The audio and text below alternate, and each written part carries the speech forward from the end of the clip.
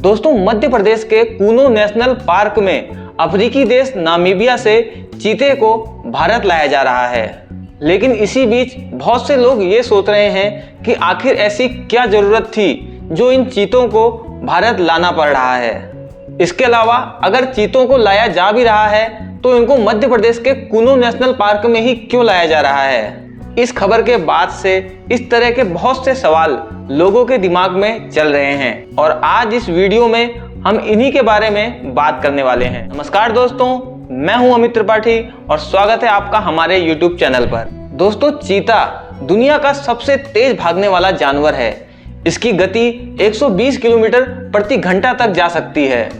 1952 में चीते को भारत से विलुप्त घोषित कर दिया गया था। इस तरीके से आप देख सकते हैं कि 1952 से लेके 2022 तक इन 70 साल के बीच चीता भारत से विलुप्त रहा है। यानी चीते की कोई भी प्रजाति भारत में मौजूद नहीं थी। ऐसा नहीं है कि इन 70 सालों के बीच में चीते को भारत में लाने की कभी कोशिश ही ना की गई हो। 1970 के दशक में ईरान से इस बारे में बात की गई थी और ईरान से चीते को मंगाने की बात चल रही थी, लेकिन ईरान ने इसमें एक शर्त रखी थी। ईरान की शर्त थी कि हम जितने भी चीते आपको देंगे उसके बदले में भारतीय शेरों को ईरान को देना होगा। ये बातचीत आगे बढ़ी लेकिन फाइनल स्टेज तक नहीं पहुंच पाई। इसके बाद लगभग इसी समय के दौरान 1972 में भारत की सरकार ने वाइल्ड लाइफ प्रोटेक्शन एक्ट बनाया। इस नियम के अनुसार आप किसी भी जंगली जानवर का किसी भी जगह पर शिकार नहीं कर सकते जब तक कि आपकी जान का खतरा उस जानवर से ना हो। इस तरह जंगली जानवरों को बचाने के लिए नियम तो कई बने, लेकिन इस दौरान लोग चीते को लगभग भूल ही गए। इसके बाद इसकी आवाज उठी साल 2009 में। साल 2009 में WTI यानी wild life trust of India ने एक इंटरनेशनल वर्कशॉप रखा था। ये वर्कशॉप राजस्थान के गजनेर में हुआ था और इसी वर्कशॉप में डिमांड की गई कि चीते को भारत बुलाया जाए क्योंकि इसकी सख्त जरूरत थी। तो आखिर वो क्या जरूरत थी जिसकी वजह से चीते को भारत वापस बुलाना पड़ा, आइए जानते हैं। दरअसल चीते के गायब होने से भारत की जो इकोलॉजी है वो काफी गड़बड़ा गई थी। उसका जो संतुलन है वह बिगड़ गया था और उसको ठीक करना बहुत जरूरी था।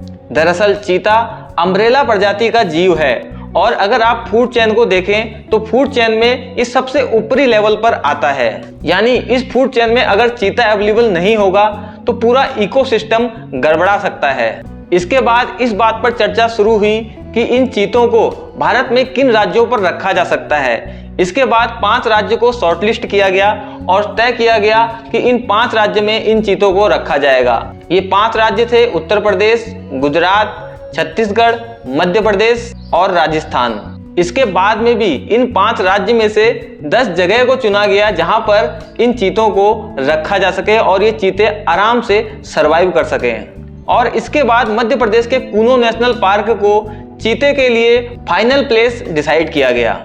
अब आखिरकार मध्य प्रदेश के कूनो नेशनल पार्क को ही चीतों के लिए फाइनल जगह क्यों चुना गया, आइए जानते हैं। चीतों के लिए कूनो नेशनल पार्क को चुनने के लिए सबसे बड़ी वजह ये थी, इस पार्क में चीतों के लिए खाना पर्याप्त मात्रा में था। आपको बता दूं कि चीतों को चीतल खाना बहुत ज्यादा पसंद है। चीतल हिरन की ही एक प्रजाति होती है जो आपने जंगलों में या टीवी में कई बार देखी भी होगी।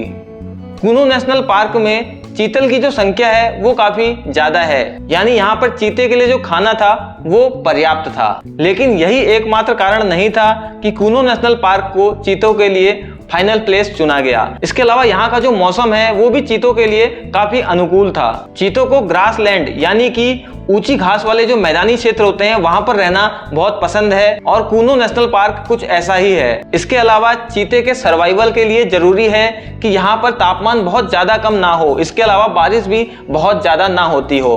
और इन सब चीजों में मध्य प्रदेश का कूनो नेशनल पार्क एक सटीक जगह बैठता है।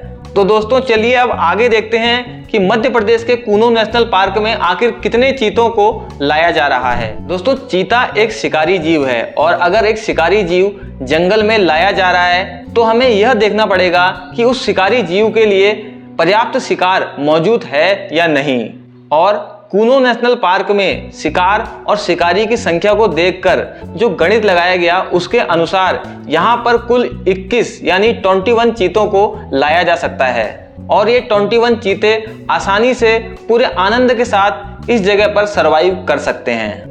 तो दोस्तों उम्मीद करता हूं आपको उस बात का जवाब मिल गया होगा जिस बात का जवाब आप तलाश रहे थे। आज की वीडियो में इतना ही।